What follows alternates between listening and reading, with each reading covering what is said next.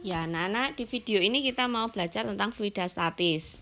Fluida statis itu ya adalah fluida yang statis, artinya diam. Nanti bab selanjutnya kita mau belajar lagi tentang fluida dinamis, yaitu fluida yang bergerak, mengalir gitu ya. Nah, di fluida statis ini rumus-rumus yang perlu kalian ingat. Satu, yaitu tentang massa jenis. Tahu ya, massa jenis ini Rho sama dengan M per V. M-nya massa, V-nya volume dengan satuan massa kilo, volume meter kubik. Kemudian tekanan ini tekanan pada benda padat sama fluida sama aja ya, P sama dengan F per A. Hanya saja di fluida ini ada tekanan yang dinamakan tekanan hidrostatis. Rho GH, di mana H itu adalah kedalaman yang diukur dari permukaan zat cair. Nah, ada lagi tekanan mutlak atau tekanan absolut. Tekanan mutlak atau tekanan absolut, di mana rumusnya P sama dengan P0. Nah, P0 ini besarnya adalah 10 pangkat 5 Pascal ya. Kalau misalnya nggak ada diketahui ya, kalian harus tahu sendiri bahwa P0 itu 10 pangkat 5 Pascal. Masih ditambah dengan Rho GH. Nah, yuk sekarang ada 3 hukum yang harus kalian tahu di fluida statis ini. Pertama yaitu hukum hidrostatik. Hidrostatik tadi sudah dibahas, yaitu P sama dengan Rho GH, di mana bunyinya adalah tekanan hidrostatik pada sembarang titik yang terletak pada bidang datar atau satu garis di dalam sejenis zat cair yang dalam keadaan setimbang itu besarnya adalah sama. Kemudian yang kedua adalah hukum Pascal. Hukum Pascal bunyinya tekanan yang diberikan pada zat cair dalam ruang tertutup akan diteruskan sama besar ke segala arah. Tahu ya penerapan hukum Pascal ini ya. Kalau kalian ke bengkel mobil tuh ya, ada gempa hidrolik, nah itu. Terus kalau ngasih pakan ayam di peternakan, nah itu juga pakai hukum Pascal. Ya, rumusnya adalah gaya dibagi dengan luas. Nah, luas di sini kan ada hubungannya sama jari-jari. Jadi kalau yang tahu jari-jari ya F per R kuadrat sama dengan F per R kuadrat. Ataupun diameter, nah ini sering-seringnya pakai perbandingan ya ini. Lanjut. Hukum ketiga, hukum Archimedes. Archimedes ini tahu ya, membahas tentang mengapung, melayang, dan tenggelam. Di sini kalian harus tahu bahwa bahwa berat benda di udara itu adalah lebih besar dari berat benda yang sudah tercelup di dalam air. Contohnya kalau kalian berenang, kalian bisa mengangkat teman kalian yang biasanya waktu di darat itu nggak bisa kalian gendong. Nah, karena saat di dalam air itu beratnya akan lebih kecil. Nah, selisih berat di udara dengan berat di zat cair itu disebut dengan gaya apung, di mana bisa dirumuskan W udara dikurangi W zat cair, atau misalkan diketahui fluidanya Rho fluida dengan volume yang kecelup, kalian bisa cari Rho fluida kalikan G kalikan V celup. Yang sering dipersoalkan di fisika itu adalah yang tentang mengapung. Dimana kalau mengapung itu kan Rho bendanya lebih kecil dari Rho fluida. Nah, tapi untuk perumusannya itu kita buat persamaannya adalah berat benda itu sama dengan besar gaya apung. Berat benda itu sendiri adalah M kali G sama dengan FA tadi kan Rho fluida kalikan G kali V celup. Nah, massa itu bisa dihitung dari massa jenis tadi ya. Massa itu sama dengan massa jenis kalikan V. Nah, ini disambung seperti ini. Nah, G-nya kan sama, boleh disederhanakan. Untuk melayang itu bedanya mengapung apa? Kalau melayang itu seluruh bendanya itu sudah tercelup di dalam fluida gitu ya. Kalau tenggelam itu bendanya sudah terletak di dasar fluida sehingga ada gaya normal. Ya, seperti ini. Nah, misal ada soal nih, sudah diketahui berat benda di udara dengan berat benda di zat cair gitu ya dalam fluida. Kemudian kalian suruh tentukan Rho benda atau mungkin Rho fluidanya, kalian bisa tentukan dengan rumus ini. Prinsipnya Rho benda itu selalu sebanding dengan berat saat dia di udara. Kalau Rho fluida itu sebanding dengan berat dia sebanding dengan gaya angkat ke atas, gaya apungnya. gitu ya. Nah, ini ada penerapannya lagi untuk tegangan permukaan. Kalian tahu nyamuk bisa berdiri di permukaan air, atau jarum kalian letakkan di permukaan air. Lah, itu kenapa bisa seperti itu, bisa tidak tenggelam? Nah, itu karena ada tegangan permukaan. Rumus tegangan permukaan ya, simbolnya itu tegangan permukaan itu gamma sama dengan F gaya per D panjang permukaan. Nah, di sini bisa juga kita ukur untuk kenaikan atau penurunan permukaan zat cair. Nah, misalnya ada misal diisi air ya, bisa diisi air. Nah, itu kan kalau diisi air itu adhesinya lebih besar daripada kohesi ya, sehingga ada kenaikan di pipa kapiler. Ini percobaannya pakai pipa kapiler ini. Nah, ada kenaikan ketinggian air. Bisa kita hitung dengan rumus H itu tadi. 2 kalikan gamma kali cos theta per rho GR. Nah, kalau raksa beda lagi. Kalau raksa itu kan kohesinya lebih besar dari adhesi ya. Jadi dia akan mengalami penurunan ketinggian. Nah, terus kalau ini selanjutnya adalah viskositas atau kekentalan.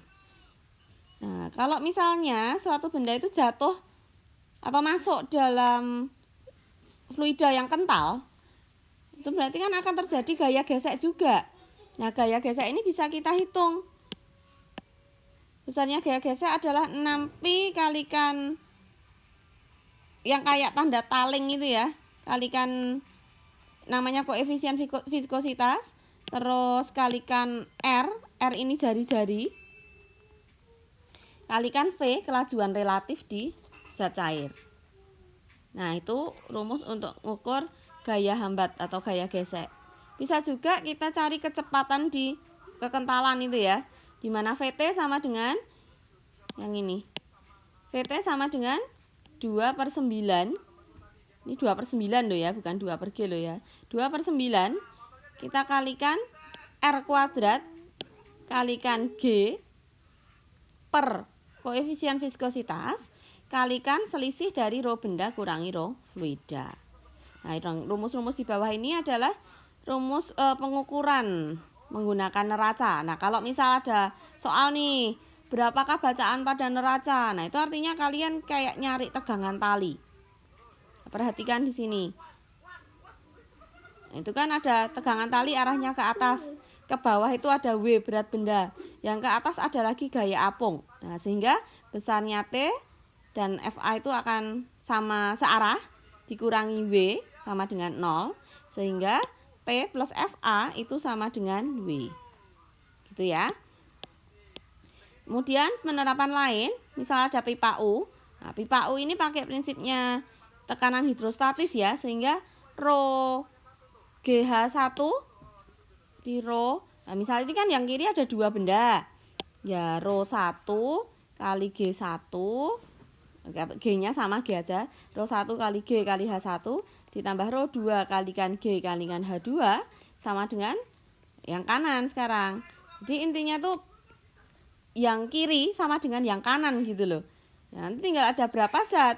Kalau adanya satu-satu ya cuman rho 1 G kalikan H1 sama dengan rho 2 G kalikan H2 gitu ya.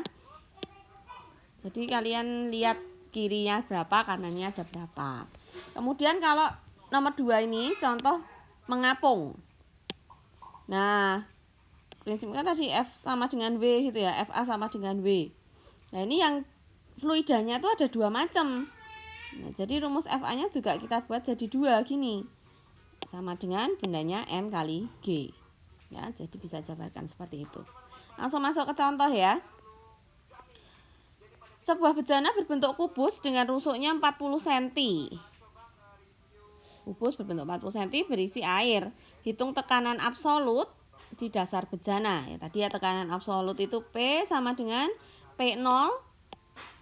P0 itu 10 pangkat 5 tambah rho GH.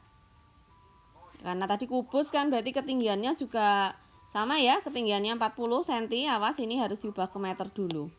Oke, perhitungannya seperti ini. Nomor 2, Gempa hidrolik, ini ada luas penampang kecilnya 20 cm, luas penampang besarnya 80 cm. Itu berarti diketahui kan luas penampang kecil 20, penampang besar 80. Kemudian gaya pada pipa kecil itu adalah 12 Newton. Jadi F kecilnya itu 12. Yang dicari adalah gaya di penampang besar. Ya, pakai rumusnya ini. Pascal ya. Oke, lanjut ke 3. Ada pipa U, mula-mula itu cuma isinya air. Kemudian salah satu kaki, ya itu nggak disebut kaki kiri kanan, terserah kalian mau tambahkan di mana. Ini tapi Cik Fani tambahkan di kaki kiri, tambah minyak. Nah, jadi airnya nggak rata lagi, airnya kan ada selisih ketinggian gini nih. Nah, yang ditanyakan berapakah selisih tinggi air dan minyak pada kedua kakinya. Yang ditanyakan yang ini loh. Kasih warna apa ya, hijau ini ya. Nah, yang ditanyakan selisihnya ini loh. Nah, berarti kita pakai kiri sama dengan kanan ya. Di kiri kan rho minyak kali G kali H minyak, yang kanan rho air kali G kali H air. Yang ditanyakan itu udah ketemu, ternyata tinggi airnya jadi 12 cm yang sebelah kanan.